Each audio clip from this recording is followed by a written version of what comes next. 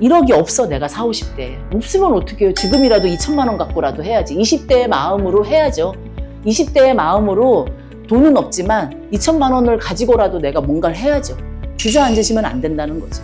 안녕하세요, 복마마입니다. 오늘 여러분들하고 제가 이야기를 나눌 주제를 좀 한번 생각을 해봤는데요. 우리가 열심히 일하잖아요. 쉬지도 않고 이렇게 최선을 다해서 이제 일을 하고 있는데 왜 이렇게 이제 사는 건 힘든지, 지금보다는 좀 편한 세상에서 살 수 있을까? 언제나 좀 내가 신분 상승을 할 수 있을까? 막 이런 생각을 많이 하시잖아요. 이제 시간이 흘러도 이제 상황이 여의치 않고 나아지지도 않고 이런 가난이 또 내 자식에게까지 대물림이 되지 않을까 걱정하시는 분들이 또 많이 있으실 것 같아요. 그래서 오늘은 자식에게 가난을 대물림하지 않는 방법이 있을까? 이 주제에 대해서 제가 여러분들과 좀 이야기를 나눠보려고 가져왔습니다. 여러분 혹시 이렇게 금융문맹이라는 거에 대해서 혹시 들어보셨나요? 이제 글자를 모르는 문맹만 있는 게 아니라 자본주의 시대에 돈에 대해서 모르고 경제 지식을 모르는 것을 우리가 이렇게 금융문맹이라고 합니다. 22년도에 18살에서부터 79세 성인 2,400명을 대상으로 해서 조사를 진행을 했는데요. 대한민국 국민은 저축보다 소비를 선호하는 경향으로 금융태도가 OECD 평균 아래라고 합니다. 과거에는 우리가 일자리가 많아서 경제 지식이 이제 부족해도 몸으로 이제 일을 해서 돈을 벌면 됐죠. 자, 은행에 저축만 해도 먹고 살 만한 시대였기도 하고, 근데 지금은 그렇지가 않잖아요. 자, 내 자식들이 이 시대를 가난하게 살아가지 않게 또 가난을 대물림하지 않게 하는 법, 뭐가 있을지 오늘 여러분들과 꿀팁을 제가 전수해드리도록 하겠습니다. 채널 고정! 부와 가난은 대물림된다고 하는데 정말 그렇게 생각하시나요? 당연하죠. 왜 그러냐면 부모가 가난하면 자식이 가난할 수밖에 없죠. 소도 비빌 언덕이 있어야 일어난다고 해요. 몸집은 이렇게 두꺼운데 다리가 얇아요. 그냥은 일어나기가 몸집이 너무 거대하기 때문에 힘들어요. 그러면 어떻게 해야 돼요? 옆에 있는 장애물이라든지 기둥이라든지 이런 거를 비비고 일어서는 거거든요. 그러니까 우리도 그러잖아요. 어르신들도 보면 다리 아프면 어떻게 해요? 손잡이를 잡고 일어서죠. 그러니까 이거예요. 이렇게 아무것도 없이 무일푼으로 내가 혼자 자수성가한다? 사실 쉽지 않다는 거죠. 보통은 그 비빌 언덕이 되어주는 분들은 부모거든요. 그래서 결과적으로는 굉장히 어렵다. 부의 상징은 돈이잖아요. 돈으로 사실은 대물림을 하는 거예요. 돈이 있는 사람들은 다 상속이니 증여니 막 이런 걸로 해서 세금을 많이 떼더라도 뭔가 줄 게 있는 거예요. 그 돈으로 집도 사고 장사도 하고 다 이러는데 돈이 없는 부모가 그 자녀가 장사를 하고 싶든 뭐 유학을 가고 싶다고 한들 해줄 수가 없어요. 아무것도. 그래서 결국은 부모의 가난은 자식에게 그대로 전가될 수밖에 없습니다.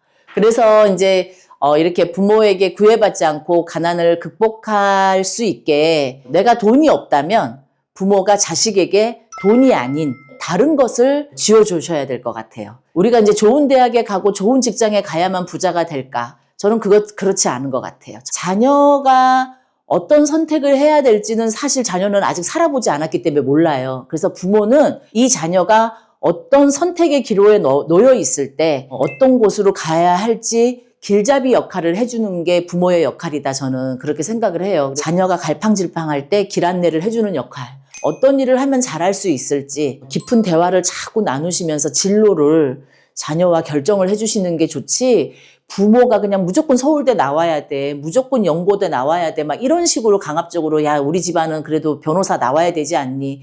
막 이런 식으로 강압적으로 자녀를 이끌어 가시는 거는 정말 저는 잘못됐다고 봐요. 이제는 다양성의 시대라고 저는 봅니다. 그래서 정말 사람도 너무너무 다양한 사람들이 많고요.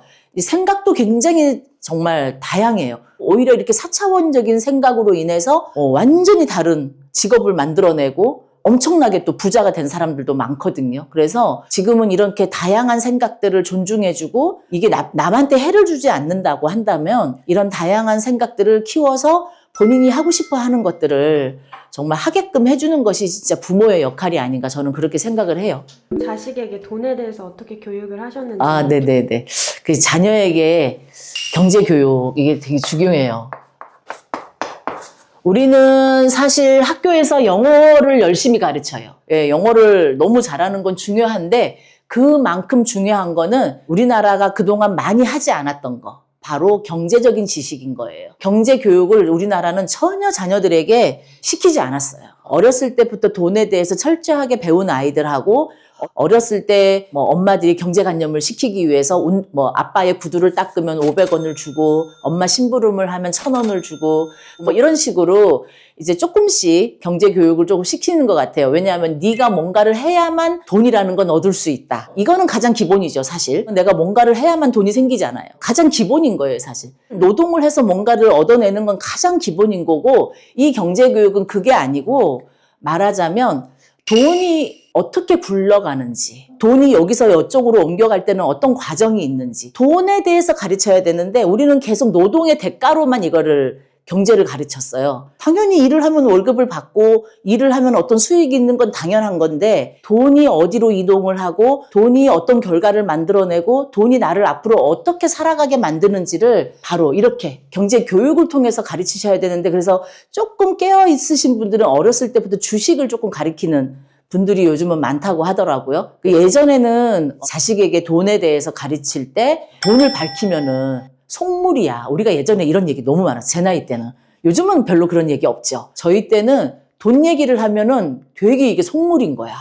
그리고 빚을 절대 내면 안 돼. 은행에 빚 내면 안 돼. 대출은 절대 안 돼. 막 이렇게 얘기를 하게 되거든요.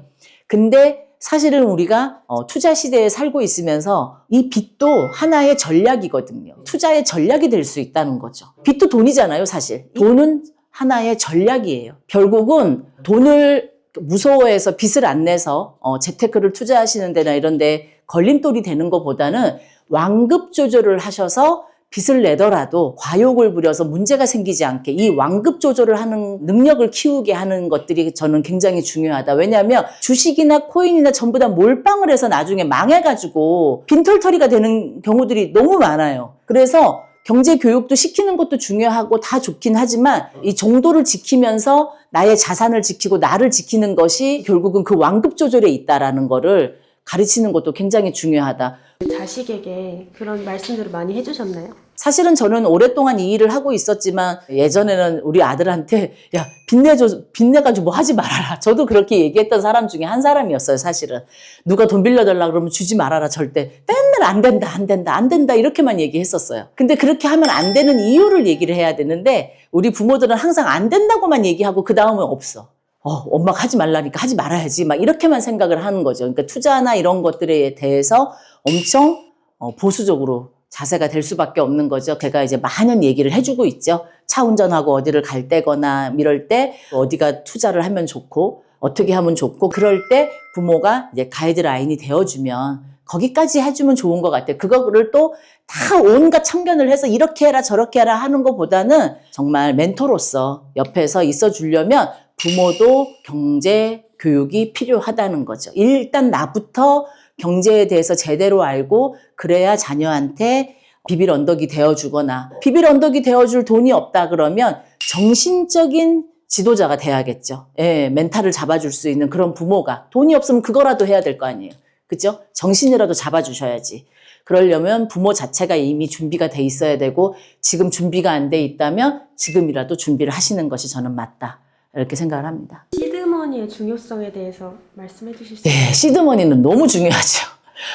뭔 투자를 하던 시드머니가 있어야만 투자를 해요. 부동산이든 어떤 것도. 그렇죠? 경매든 부동산이든 뭐 코인이든 주식이든 단돈 100만 원이라도 시드머니가 있어야 돼요. 지금의 20대, 30대는 200만 원, 300만 원의 시드머니를 가지고 코인이라든지 주식 투자를 이제 하기 시작을 하거든요. 뭐 수천만 원의 돈이 있어서 하는 게 아니거든요. 사실 근데 200만 원, 300만 원 모으는 건 어려운 일은 아니에요. 어디 가서 아르바이트 좀 하면 되고 요즘엔 군대에 들어가도 월급을 다 주니까 그래서 200만 원, 300 모으는 건 아르바이트 조금만 하면 한 달만 고생하면 그 돈은 충분히 모을 수가 있는 그런 시대입니다. 근데 그렇게 작은 시드머니라도 있어야 뭔가를 할 수가 있는 거죠. 그렇다 그러면 돈이 돈을 번다. 결국은 시드머니가 바로 우리가 눈을 처음에 눈사람을 만들 때를 딱 계산해 보시면 돼요. 그러니까 눈사람을 만들 때 요만큼 돈을 움켰어요. 예, 움켜가지고 그걸 꼭꼭 막 엄청 막 단단하게 막 뭉치잖아요. 부서지지 않게. 그게 되게 힘들죠. 왜냐하면 손도 시렵고 근데 눈이 잘 안 뭉쳐요. 사실은 처음에. 시드머니가 만드는 게 사실은 되게 어렵다는 거예요. 처음에 되게 힘들어요. 왜냐하면 눈 뭉치는 것처럼 눈이 잘 안 붙어 이게. 통장에 안 남아. 왜냐하면 내가 이미 버는 돈이 뻔하기 때문에 쓰고 나면 쓰고 남는 돈을 되게 모으다 보니까 시드머니가 안 돼요. 내가 쓰고 남은 돈을 모으는 게 아니고 내가 쓰기 전에 먼저 떼어놓고 남은 돈을 내가 생활을 해야 돼요. 그래야 시드머니가 잡히는 거예요. 그러면 이렇게 눈을 뭉쳐서 이제 딱 만들어지면 그때부터 이제 눈을 굴리기 시작하면 그때부터 아주 그냥 잘 감기면서 눈이 막 이렇게 커지죠. 바로 시드머니가 아주 그렇게 작은 돈이긴 하지만 가장 중요한 역할을 한다라는 것이 시드머니의 가장 중요성이죠. 저는 20대 같은 경우에는 2천만 원이 적당하다라고 봐요. 20대에 요즘에 알바를 좀 하고 조금만 노력한다 그러면 2천만 원 정도는 20대 나이에는 충분히 모을 수 있는 돈이거든요. 마음을 먹고 노력을 한다라고 하면 20대는 분명히 가능하고 근데 30대다 그러면 한 5천만 원 정도는 시드머니가 만들어져야 되겠죠. 자, 이렇게 이제 30대에는 한 5천만 원 정도. 이제 직장을 다니는 사람들이잖아요. 그리고 결혼을 하려고 또 이제 본인이 아무래도 돈을 또 모으는 시기이기도 하고 그래서 5천만 원 정도는 30대에는 시드머니가 무조건 마련이 돼 있어야 된다는 거지. 이것도 없으면 장가도 못 가. 투자라도 할 수 있으려면 최소한 5천만 원 정도는 마련이 돼야죠. 예, 30대에는. 그래서 30대에는 5천만 원이 적당하고 이런 40, 50대의 나이에는 제가 볼 때는 시드머니가 한 1억 정도는 최소한 있어야. 근데 이제 40, 50대에는 이제 힘든 게 뭐냐면 자녀들을 또 키워야 되잖아요. 자녀도 키워야 되고 가족이 또 막 불어나고 장인 장모 시댁도 막 다 챙겨야 되고 이러다 보니까 사실은 돈을 모으기가 더 힘들어요. 전문직이거나 뭐 이렇지 않은 이상은 돈을 모으기가 더 힘들어요. 오히려 이렇게 20대, 30대가 호롤 단신일 때가 훨씬 돈 모으기가 쉽습니다. 그러면 시드머니가 이 나이 때 잘 만들어진다 그러면 오히려 40대, 50대에 가서는 그렇게 굴린 돈을 잘 운영할 수 있는 나이가 되는 거죠. 근데 만약에 내가 20대, 30대 그런 걸 못했다. 그러면 40, 50대라도 해야 되는 거죠. 40에서 50대. 50대는 최소한 1억의 시드머니는 있어야 된다. 자, 이렇게 40, 50대에는 1억이라는 시드머니를 가지고 뭔가를 하실 생각을 해야 돼요. 사실은 제 책에 보시면 2천만 원으로 경매 충분히 할 수 있다. 할 수 있습니다.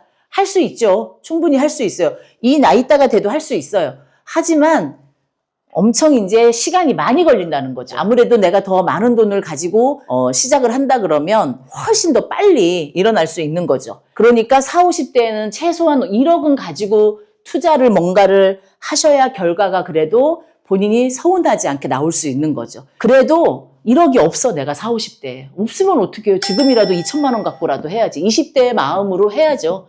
20대의 마음으로 돈은 없지만 2천만 원을 가지고라도 내가 뭔가를 해야죠. 주저앉으시면 안 된다는 거죠. 예, 그렇지만 표로 보여드린다 그러면 이렇게가 좀 적당하지 않을까 제가 그렇게 생각을 합니다. 뭔가를 해야 되는 거라고 말씀하셨는데 뭐 투자나 저축 이런 걸 말씀하시는 건가요? 뭔가를 한다는 거는 사실 뭐 주식도 있고 요즘에 뭐 굉장히 많죠. 시드머니를 가지고 뭔가를 한다는 거는 꼭 투자만은 아니에요, 사실은. 예를 들어서 나는 만두를 너무 잘 빚고 나는 파스타를 잘해. 그래서 나의 예쁜 가게를 갖고 싶어. 이것도 그 시드머니로 할 수 있는 거잖아요. 꼭 그게 투자여야만 되는 건 아니에요. 그리고 나는 아이들을 가리키는 걸 너무 잘해. 그러면 작은 공부방이라도 하나 만들어서 내가 아이들을 가리켜서 뭐 거기서 조금 수입이 나오고. 그래서 이 시드머니라는 거는 이렇게 부동산 투자라든지 뭐 가상화폐라든지 여러 가지 투자할 것들도 있지만 결국은 또 내가 어떤 사업을 인생의 진로를 결정하는 데 있어서도 이 시드머니가 가장 큰 역할을 하기 때문에 시드머니를 쓰고 남은 돈을 모으는 것이 아닌 쓸 돈에서 이미 떼어놓고 나머지를 쓰셔야 된다. 그렇게 해야만 시드머니가 모인다는 거죠. 예, 이제 사람의 형편 따라 다르죠. 내가 월세를 살고 있으면 월세 돈을 빼고 또 이제 하면 남는 게 별로 없어요. 그러면 정말 20%도 10%도 하기가 되게 어려울 수 있거든요. 근데 만약에 내가 부모님이랑 산다거나 나는 내 자가가 있어서 월세나 대출 이자가 안 나간다. 그 상황에 따라서 다 다르기는 하지만 최소 월소득에서 20%에서 30%그 정도는 그래도 좀 저축을 하셔야 되지 않을까. 무조건 돈을 시드머니를 모을 때는 무조건은 쥐어짜야 돼. 내가 알뜰하게 쓰고 똑같은 물건이라도 싼데 당근을 이용하든 뭐 다이소를 가서 사든 백화점 같은 데랑 친하지 말고 일단은 시드머니를 만들 계획이 생겼다? 그러면 무조건 허리띠를 졸라매고 눈높이를 좀 낮추면서 맛있는 밥집도 무한리필 가시고 이렇게 하면서 조금 나가는 돈을 줄이셔야 되고요. 돈 아끼는 법을 설명해 주시고. 절약 노하우. 저의 절약 노하우는요, 쓸 돈이 없어서 정말 물건 하나 사더라도 싼 걸 사야 되고, 나는 돈이 이미 있는데, 이거를 정말 아껴 쓰려고 맨날 이렇게 절약을 하다 보니까 정말 그 누구예요? 탤런트도 보면은 뭐 화장실 가서 두 겹만, 두 겹만 쓴다. 막 이런 경우도 있고, 불도 뭐 맨날 집에 꺼져 있고, 화난 거를 본 적이 없다. 막 이런 사람들도 있고, 나는 근데 그런 게요, 너무 다 과한 거는 별로 좋지 않다. 이렇게 생각을 해요. 물론 좋기는 하죠. 알뜰하고 이런 건 좋기는 한데, 이게 나에게만 그게 적용이 되면 되지만, 내 옆에 있는 사람들한테까지 이게 강압적으로, 너도 그렇게 해야 돼. 이렇게 되면 그거는 아닌 거거든요.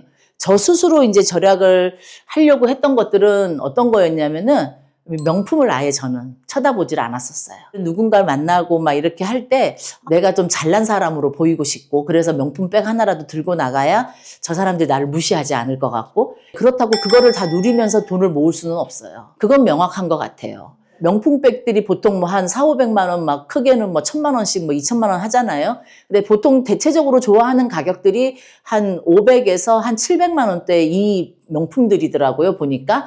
근데 저는 유튜브에도 보여드렸던 적이 있지만 500만 원에 막 땅이 한 2,000평씩 나오는 것들이 있어요. 나는 명품백을 사느니 차라리 여기에 투자하겠다. 500만 원의 경매로 나와요, 정말. 지금도 뭐 몇십만 원에 나온 땅도 있습니다. 찾아보시면. 경매가 그래서 좋거든요. 이렇게 같은 돈이지만 어떻게 쓰느냐에 따라서 나의 미래가 되게 달라질 수 있다는 거죠. 여러분들이 이 알뜰하게 모은 돈을 어떻게 쓸지만 잘 생각을 한다 그러면 지금 얼마 가지고도 충분히 할 수 있다. 자, 이제 제가 노후 자금에 대해서 한번 얘기를 해볼 텐데 지금 우리는 이제 100세까지 사는 시대에 살고 있어요. 자, 나이 들어 나를 지킬 것은 무엇인가? 제 책 제목처럼 나이 들어서 나를 지킬 것은 바로 노후 자금밖에 없어요. 이거밖에 없어요. 결국은 우리가 자식에게 손을 이렇게 벌리지 않으려면 결국 우리도 은퇴 준비를 해야 된다는 거죠. 아까 말씀드린 것처럼 그렇게 시드머니를 만들어서 최소한 내가 내 생활비 정도는 만들어낼 수 있는 가게를 운영하든지 가게는 사실 퇴직이 없잖아요. 그냥 내가 몸이 성할 때까지는 하실 수 있는 거니까 그래서 내 가게를 작게라도 내 생활비 정도를 벌 수 있는 가게를 하든 아니면 전문 지식을 좀 공부를 하셔서 쌓아가지고 그걸로 돈벌이를 좀 하시든 그렇죠? 아니면 이렇게 투자를 1억이라도 5천이라도 이제 시드머니를 가지고 투자를 해야 되는데 자 투자라는 게 그냥 돈만 갖고 뛰어든다고 되는 게 아니잖아요. 결국은 공부가 중요하잖아요. 내가 퇴직을 하기 전에 아직은 좀 돈을 벌어서 여유가 있을 때 공부를 하셔야 된다는 거예요. 공부를 해서 미리미리 준비를 해뒀다가 내가 은퇴를 할 시점에는 은퇴 자금이나 이런 거를 합쳐가지고 뭔가 투자를 하거나 사업을 하거나 이렇게 해서 자녀들에게 손을 벌리면 안 되죠. 우리가 100세까지 살아야 되는데 20년, 30년을 불행하게 살아야 될 수도 있어요. 근데 젊었을 때 지금 제가 말씀드린 것처럼 노후 준비를 이렇게 좀 잘 해놓으신다 그러면 어쩌면 행복한 노년을 보낼 수도 있는 거죠. 여행도 다니면서 등산도 다니고 많은 사람들하고 모여서 밥도 먹고 술도 마시고 이렇게 즐겁게 노후를 보낼 수 있게 하려면 지금부터 여러분들이 준비하시고 이제 실행하셔야 된다는 거죠. 우리가 일할 수 있는 나이가 그렇게 많지 않다라는 게 지금 너무 슬픈 현실입니다. 이 부분을 분명히 여러분들이 깨달으셔야 될 것 같아요. 제가 오늘 이 주제에서 이제 좀 마무리를 하자고 하면 가난의 대물림은 이 가난의 습관, 이 습관에서 대물림이 된다라고 생각을 합니다. 가난에도 습관이 있어요. 쓸데없는 거를 자주 구매한다거나 나의 생활에 맞지 않게 허영을 부린다거나 그리고 나의 형편에 맞지 않게 좋은 차를 뽑아서 굴린다거나 그냥 아무렇지 않게 갖고 싶은 거 그냥 가져. 통장에 돈이 있든 없든 그냥 12개월 할부로 38개월 할부로 사면 되지 뭐 이런 식으로 이런 것들이 습관이 되다 보면 결국은 자녀들에게 계획성 없이 돈을 쓰고 계획하지 않았던 일들을 그냥 막 충동적으로 하는 이런 습관들이 만들어진다면 결국은 가난의 습관이 대물림이 된다라고 저는 생각을 합니다. 그래서 막연하고 조급한 마음이 드시는 거는 뭐 당연하죠. 뭐든지 지금 한다고 바로 나올 수는 없죠. 하지만 지금부터라도 여러분들이 공부를 하셔야 돼요. 지금은 주식도 그렇고 어떤 분야도요. 공부를 하지 않고 남의 말만 듣고 뛰어들었다가는 다 100% 망합니다. 공부를 하고 내 확신으로 투자를 하셔야만 그 투자가 제대로 성장을 하고 나의 뒷배경이 돼주는 거예요. 근데 보통 여러분들 주식할 때 어떻게 돼요? 남의 말 듣고 하죠. 야, 앞으로 그 회사 되게 좋아진대. 앞으로 막 여기가 좋대. 아니, 그게 좋은 정보일 수도 있어요. 하지만 나는 지금 아무것도 모르잖아요. 아무것도 모르는 상황에서 그 사람 말만 듣고 그렇게 투자를 한다? 그거는 실패할 확률이 굉장히 많은 거죠. 근데 내가 알고 있었어, 이미. 근데 그 사람이 그런 얘기를 이 사람 저 사람이 정보를 줬어요. 그렇다 그러면 아, 이게 맞는 거구나. 확신을 가지게 되잖아요. 아, 그럼 내가 생각했던 게 맞네. 그럼 해야 되겠다. 바로 내가 공부를 하지 않은 사람과 한 사람의 차이가 그거예요. 그래서 앞으로 여러분들이 5년 뒤, 10년 뒤 나의 삶과 또 내 자식의 미래, 지금과 달라져 있는 모습을 보셔야 된다고 한다 그러면 지금부터 차근차근 하나하나씩 여러분들이 달라지셔야 된다는 거죠. 대물림이라는 게 우리가 물질적인 것뿐만 아니라 습관의 대물림이라는 말도 있잖아요. 분명히 여러분들도 이제 나는 지금 가난하고 어렵지만 내 자식에게는 어떤 모양이든 기댈 수 있는 비빌 언덕이 되어 주셔야 된다라는 거죠.